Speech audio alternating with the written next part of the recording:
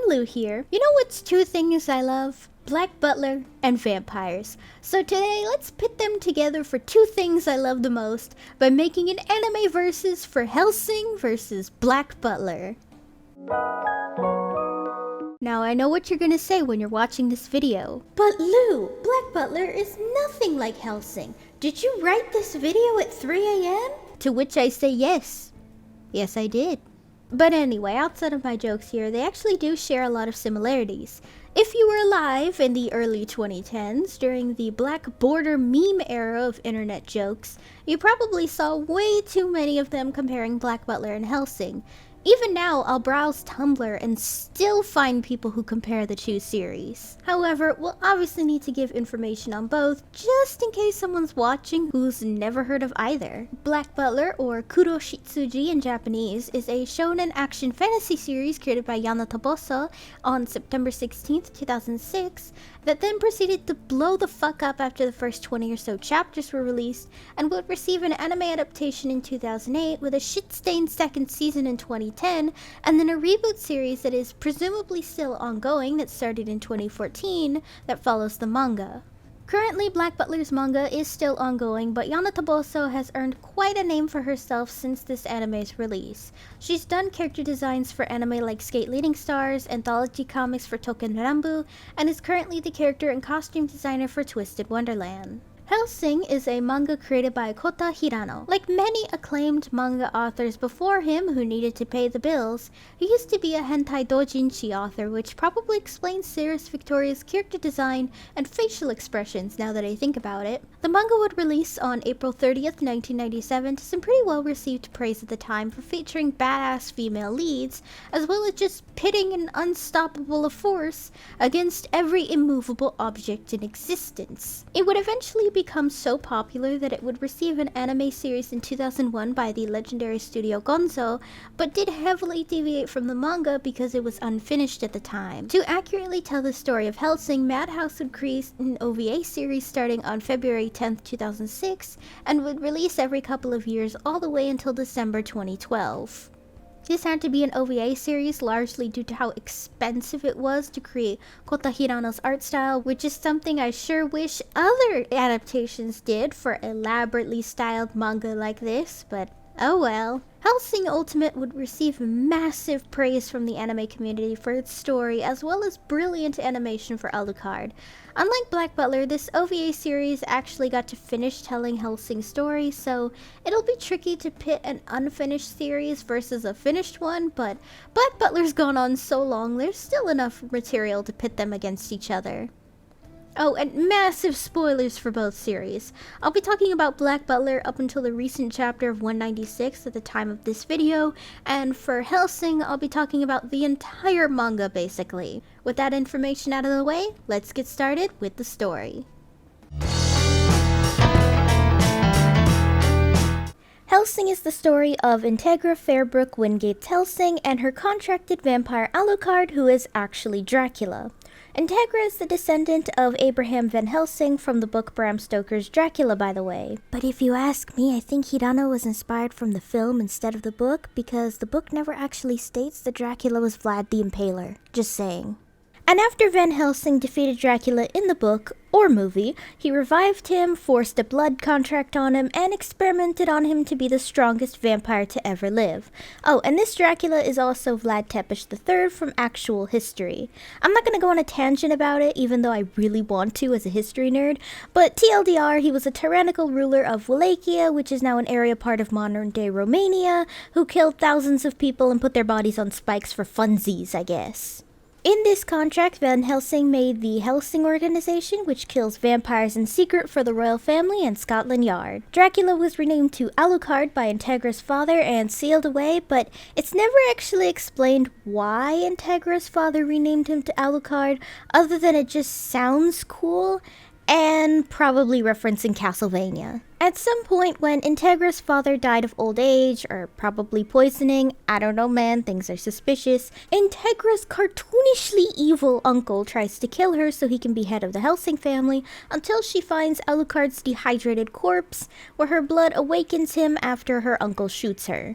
From then on, Alucard goes on missions killing vampires until he meets a police officer named Ceres Victoria, which is kinda sorta forcefully turned into a vampire just to have a friend, while Integra begins to try and find out why there are more vampires than usual roaming around. Shocker alert, it's the you-know-what party for some reason, and from then on it's Alucard, Ceres, and Integra dealing with the you-know-whats. Without going into too much detail, because the plot for Hellsing is kind of long for a video like this, and YouTube doesn't like mentions of the you-know-what party for very obvious reasons, Alucard gains immortality plus by gaining the powers of a little shit cat boy named Schrodinger, who literally exists beyond time, so Alucard is quite literally even more of an unstoppable force. While Black Butler is about a boy and his twin brother CL Phantomhive, whose parents were murdered on his 10th birthday, and on the same day, he and CL were kidnapped and sold to a crazy cult that tortured and abused them for an entire month until they killed CL to summon a demon. This demon would later be named Sebastian by the currently nameless younger twin brother, who took his brother's name of CL Phantomhive because of massive survivor's guilt. To make things easier, we're calling our protagonist CL, and the real CL will just be referred to as real CL. CL is now on a quest for revenge that'll end with his soul getting eaten by Sebastian at some point, I guess, because I sure as hell can't picture this series ending any other way unless Yana wants to pull a season 2 on us. From here on, Black Butler has gotten pretty wacky in ways, from being on the Titanic with zombies, CL watching Germany create mustard gas that'll go on to be used in World War I, and the Grim Reaper Undertaker reviving corpses into what is now technically speaking this series' equivalent of vampires. While on paper, Black Butler and Hellsing are definitely extremely similar in stories, you can tell where they meet in the middle in a lot of places. In this case, a small child inherits an eldritch horror-level entity, the family butler is secretly an incredible fighter, involvement in an upcoming war, zombies, and of course vampire-like creatures. Overall, it's like a Venn diagram, if it makes sense. Two different circles that somehow find their way to meet in the middle, though if you ask me which one has the better story, that's genuinely really hard to say. I loved both series, but I'm gonna hand it to Black Butler solely because you guys know I love inner turmoil, trauma, and angst, which yes, Alucard does have a lot of, but you don't really get to see it until he fights and kills Anderson for a final time. Black Butler and Hellsing both kinda share religious themes. In Black Butler, it's not mentioned too much in the manga. The twins pray that they'll be rescued or saved by someone, only for them to be kidnapped, assaulted, and tortured by the cult, where they start to question their religious beliefs until they drop all their beliefs entirely.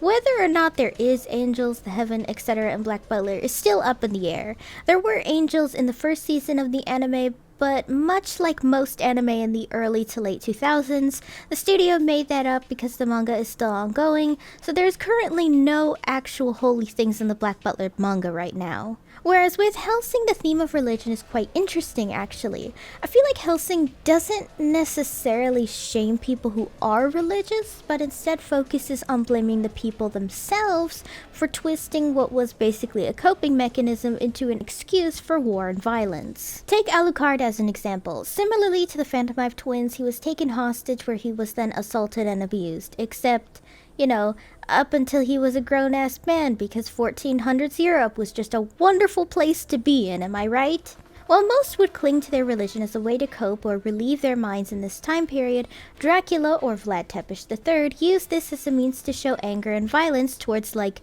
the entirety of the Ottoman Empire, and I think a little bit of Hungary or something. Like I said, I'm not going to go into full detail because that's a long-ass story.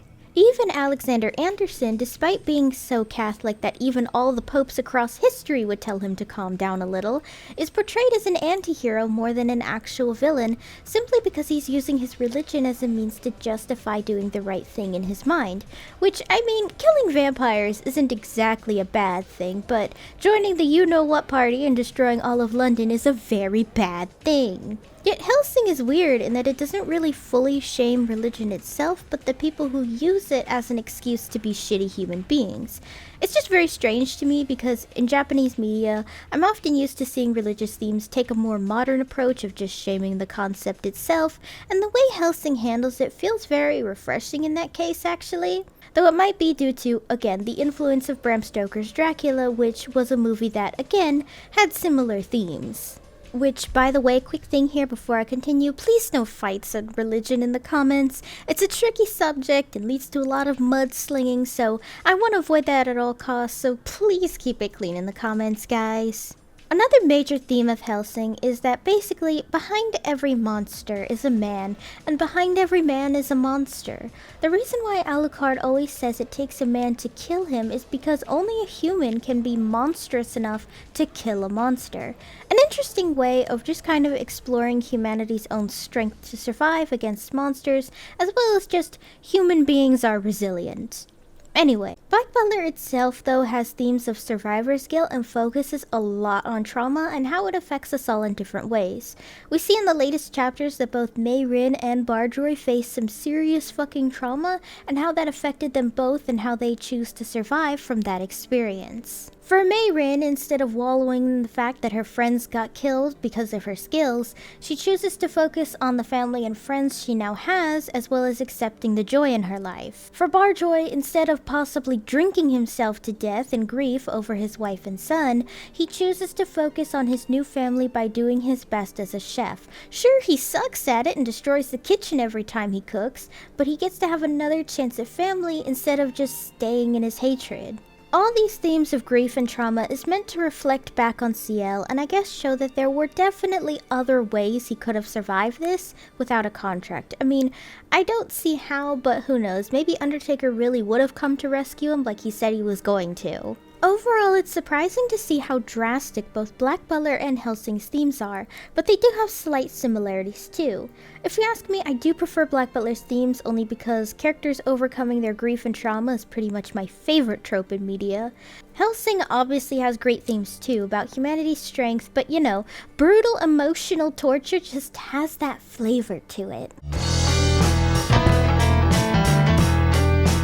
I used to put animation in this category, but I think style is more appropriate because obviously the anime adaptations are just the art style of the manga, so... Now, for Hellsing, it's very interesting that Hirano started as a hentai doujinshi artist because you can tell he still uses some popular techniques within the hentai genre, such as the way he draws vampires licking blood. I mean, let's just say those certain expressions never did leave him, I guess. The rest is very interesting though because Hirano's art style is extremely dynamic. Specifically, I notice he really loves to implement swirls in non-human designs, as seen in Alucard's hair curling into swirls, to even Rip Van Winkle, who is also a vampire, I think. You know, I feel like they don't really explain what the fuck the you-know-whats were because the wiki says they're werewolves, but they clearly act like vampires, so I don't really know. Though his art style was pretty rough for the first couple of chapters, I think by the end he really knew how to hone in his dynamic style, but I do have to say that I feel like Alucard's face had some pretty inconsistent designs to me. I mean, sometimes he looked, you know, like Alucard, then other times he looked weirdly young. I don't know if that was actually intentional though, because it's only stated in both his fight with Walter and the prequel series The Dawn that Alucard is actually a shapeshifter who can shift into anything he wants, from a little girl to a dog. Except his voice doesn't change according to the anime, so that's kind of creepy to have a grown-ass man's voice coming from a little girl. Clothing design-wise, you can tell this guy loves military uniforms. Whether this is the mangaka's poorly disguised fetish is something I don't know, but I can't lie that Ceres's military uniform for the Hellsing organization is very nice. And of course, Alucard looks like a total badass. There's also Pit Bernadotte, who has a really cool design as well, and the absolute queen that is Integra. Alucard's iconic red and black attire isn't his only designs though. He wears multiple different outfits throughout the series that are all incredible, iconic, and badass. Though, specifically, we don't talk about Vlad Tepes III Alucard enough because gosh damn, I am looking respectfully at this dude. Anyway, thirst aside. Hellsing has incredible style with how details look, but dynamic each page of the manga is. Hell, each panel is practically JoJo's level iconic here. I mean, you can't look at this panel and tell me that this isn't badass. On Black Butler's side, Yana Toboso's art style was heavily inspired by yaoi, as she wrote yaoi doujinshi to test out her skills as a mangaka, as well as, she's gotta pay the bills. This doujinshi anthology she made would later cause some people to assume Black Butler was meant to be a yaoi solely because there were a few chapters who looked like Sebastian and Ciel that were paired together in there. Without going on a tangent, it's fucking stupid, and it's a rumor that someone started who made up that they heard from Yana's editor about it. But if you Google anything about Yana's editor, Kuma, you'll know he's said the opposite of that, as well as Yana herself, so... Anyway, you can tell this because her early style was rough. Even Yana herself admits that she could have done better with everyone's designs, and I believe expressed that if she could go back, she would have made things more historically accurate. It's hard to describe the first few chapters of Black Butler's rough style, but sometimes Sebastian would have pretty big fingers, his facial features were pretty inconsistent, the panel structure felt more like a doujinshi with how often Yana relied on the soft bubble effect of yaoi doujinshi of the early to mid 2000s, as well as a lack of backgrounds because Yana at the time didn't have a team to help her with that. Remember that she was making manga by herself monthly, so to ask someone to make 15 to 20 pages a month of detailed backgrounds by themselves, yeah, you're either asking for a trip to the ER from the poor artist, or you clearly have no idea how art works. However, with current chapters, Yana's art style is fucking gorgeous. From beautiful backgrounds from her team, characters so beautiful I want to smooch them, clothing detail, and much better paneling. Like, I love Yana's newer style, and it's a huge inspiration for me as an artist myself. She's also very slightly tweaked some characters, such as giving Sebastian really tiny fangs. Elizabeth's curls are a lot fuller instead of basically drills, and giving more definition to Bardor's face to show that he's a much older man, since before people complained he looked like he was in his late 20s in early chapters, instead of pushing 40-ish like what we know now. You can really tell how Yana has improved when you compare Volume 1 of Black Butler with the latest volume featuring Sebastian. Like, our queen has had such a glow up in her art, it's no wonder she's practically working for Square Enix and Disney. Clothing-wise, specifically from someone who's a huge nerd of Victorian fashion, it's not really accurate at all. Sometimes it is, especially much later chapters, because Yana has better access and time to research clothing and lifestyles, but a lot of the main character designs like Ciel and Elizabeth are often extremely historically inaccurate and are more like Lolita cosplay than Victorian clothing. Specifically Ciel, if you look at actual photographs from the 1880s of boys around Ciel's age in the Victorian era, in fact, if you want to get really picky about it, then Ciel dresses more like a toddler from the Victorian era with heavy Lolita theming than what an actual boy his age would be wearing at that point. Even Sebastian, for as much as I fucking love him, is also more of a contemporary Butler than a Victorian one in terms of design, as seen when Yana herself actually drew a historically accurate Sebastian and even Mayrin. I would love to show pictures, by the way, but I feel a little weird showing a bunch of random Victorian children, so Google is your friends, guys. Despite the inaccuracies, I mean, this is a series where a German scientist prodigy thought she was a witch in a werewolf village and accidentally invented mustard gas, so I say it's fine that Black Butler isn't accurate by any means. Besides, have you seen these designs? Every outfit Ciel wears is a damn slay, and Elizabeth's outfits are so pretty that I would genuinely love to cosplay one of her many outfits someday. Overall, despite loving both these series, again, I'm gonna give it to Black Butler only because of Yana's massive glow up. I don't know, there's something really inspiring to me about watching a mangaka slowly begin to massively improve their art style as the series goes on until you see them basically reach their peak. Another great example of a glow up like this, by the way, is Natsuki Takaya, who made Fruits Basket, because wow, talk about a massive glow up.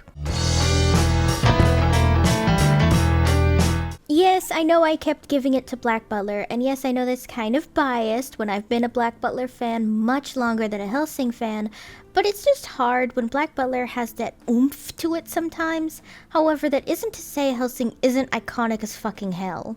Despite the fact that the manga and OVA series ended in 2011, the series still has an extremely dedicated fanbase, from a fan-made sequel series about the son of Alucard to even a Nendoroid of Alucard going into production soon. It just sucks that Hellsing isn't kind of as mainstream anymore. I think it might be even due to the abridged series ending a while ago, so I guess it really just kind of died off. There was an attempt at a prequel series called The Dawn, which is about how Alucard and Walter met, but unfortunately that one seems to be cancelled a while ago because I've heard that Hirano basically ran out of ideas, so The Dawn is also dead. Still though, despite one series being dead and one being ongoing, both of the series are both fucking incredible, and trust me when I say that technically speaking, it's not something to compete with because they're both well worth watching. You can watch Hellsing Ultimate as well as the mid-tier adaptation by Studio Gonzo on Hulu. Black Butler, on the other hand, is a lot harder to watch when it comes to the manga-accurate adaptation. The first season and the gosh-awful second season are also on Hulu, as well as the shitty as hell second season being only on Netflix. If you want to watch Book of Circus, you're going to have to watch it on Funimation's subscription service because greed. I mean, there are other ways of watching both series, but you know, I wanted to share the legal options for people out there, especially when a close friend of mine was telling me how difficult it actually was to watch Black Butler's Book of Circus here in America. However, regardless of how you watch them, I hope you both give them both a chance. That'll be it for this video. What do you guys think? Do you prefer Hellsing or Black Butler? As always, let me know down below. Hey guys, thanks for watching! If you liked the video, be sure to give it a thumbs up and consider subscribing if you're new. If any of you would like to help support my channel in any possible way, my Ko-fi page is down below in the description, along with all of my social media. For any subscribers, new or old, who'd like to help with video ideas, or maybe just want to talk about anime or something, I have a fan server linked down below. See you next time!